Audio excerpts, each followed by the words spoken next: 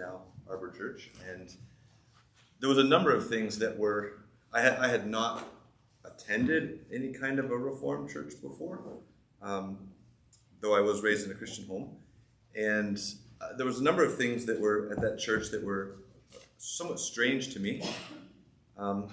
They turned out to be okay because I ended up there and still connected to that church. But one of the things was the song we sang this morning after the message was "Stricken, Smitten, and Afflicted." And I remember one of the first few times in the first couple of years I was there, we would have sang that song maybe 2 or 3 times. And I remember thinking, this is a really sad song. Not so much because of the words, but just it's a song that's in a minor key. I'm not terribly musical, but I remember thinking, ooh, this is not like a happy, happy song. And I remember having the thought, like, why are we singing a song that has this sadness to it in our service? And then I began to read the words, and I began to understand a little bit, just very basic understandings of lamenting and understanding what's going on at the cross. And anyways, all that to say, I appreciated singing "Stricken, Smitten, and Afflicted" after the service, but I would encourage you, if you have any musical interest, to check out some of the other tunes that it's, because the tune we sang was not the minor key one, and I realized as we were singing it, I was like, oh, this is kind of reflecting back to something I said last night, whatever that was. I wanted to go there again. I wanted to go to that place with that song. So anyways, there's another tune in a minor key that if you're just thinking about this lament stuff, that's a good song to go there, and I would encourage you, just not that any tune is better than another. Lots of our hymns have lots of different options that you could choose from. So something to explore sometime. In 1936, there was a student from the University of South Carolina who made it to the Berlin Olympics, 1936. He actually was able to meet Hitler during his time at the Olympics. A few years later, in the 40s, he was an airman in World War II. And in May of 1943, this man and his crew on his plane, they crashed into the Pacific Ocean. And of the 11 men on the plane, there was himself and 2 others who survived. And they found themselves on 2 lifeboats in the Pacific. And after about a month, one of these men died, and so there was 2 left. Louis Zamperini and Russell Phillips were the 2 who remained. And during this season of their life, and it's long enough we could call it a season, during this season of their life on the Pacific, stranded on the Pacific, they were scorched by the summer sun, shot at by enemy aircraft, attacked by sharks. They had no food, and they waited. And they waited. There was not much else they could do. They waited. And after 47 days of living essentially near death, their time on the water ended. And if you know the story, it didn't end well. They were then captured by the Japanese Navy, and for more than a year, Zamperini was beaten and tortured in prison camps. But then finally, as the war came to an end, Zamperini and other prisoners of war were finally released. But for somebody like Louis Zamperini, and it's an interesting story if you want to explore him in the book or the movie that's out about him, words like torture, hopelessness, and despair would characterize your life. If you have a month and a half stranded on the Pacific Ocean and then you get rescued into Japanese prison camps. Well, these same words, torture, hopelessness, despair, these could characterize in many ways the guy who is writing this portion of Lamentations, Lamentations chapter 3. In particular, chapter 3 is more of a personal account than the first 2. If you've noticed, sometimes in the first 2 chapters, it's more of a corporate expression. So sometimes you see first person, but a lot more of chapter 3 is is first person than the other ones. Chapter 3 is also an acrostic in a little bit different way than the first two chapters are. If you remember the first two chapters, every verse, the first letter of the first word of every verse began with a subsequent letter of the Hebrew alphabet. This one, let's get here. Chapter 3 is a little bit different. It has 66 verses, and the first letter of the first word of three subsequent verses all are Aleph, Aleph, Aleph, and then Beit, Beit, Beit, and then Gimel, Gimel, Gimel. So you might think this one then is, because it's 66 verses long, it's going to be significantly longer than the first two, which were just 22 verses, but actually, because each verse is a little bit shorter, this is roughly the same length as the other ones. So as we come to this chapter, we're gonna see a man who, see if I can get this here, not that. We're gonna see a man who is wrestling and struggling with hopelessness, and a man who is rehearsing the truth. We're going to spend a little bit more time on this second one.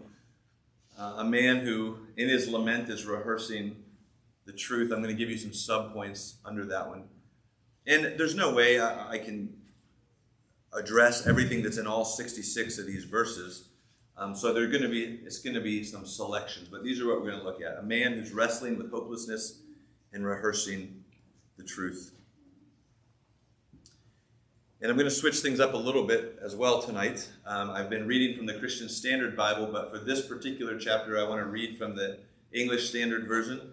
As I said before, I often prefer the English Standard Version, but for this poetic stuff, I've liked the Christian Standard Bible. But for this chapter, we're going to use the ESV.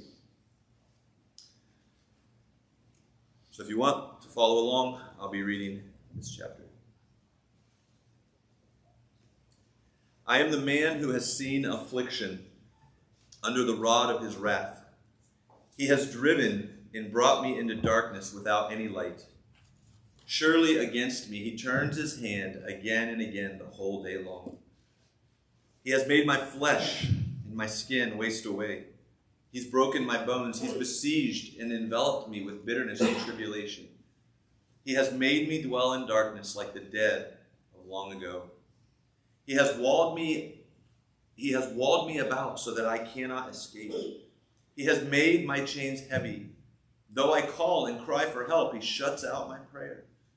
He has blocked my ways with blocks of stones. He has made my paths crooked. He is a bear lying in wait for me, a lion in hiding. He turned aside my steps and tore me to pieces. He has made me desolate. He bent his bow and set me as a target for his arrow. He drove into my kidneys the arrow of his quiver. I have become the laughingstock of all peoples, the object of all their taunts all day long. He has filled me with bitterness. He has sated me with wormwood. He has made my teeth grind on gravel and made me cower in ashes. My soul is bereft of peace. I have forgotten what happiness is. So I say, my endurance has perished. So has my hope from the Lord. Remember my affliction and my wanderings, the wormwood and the gall.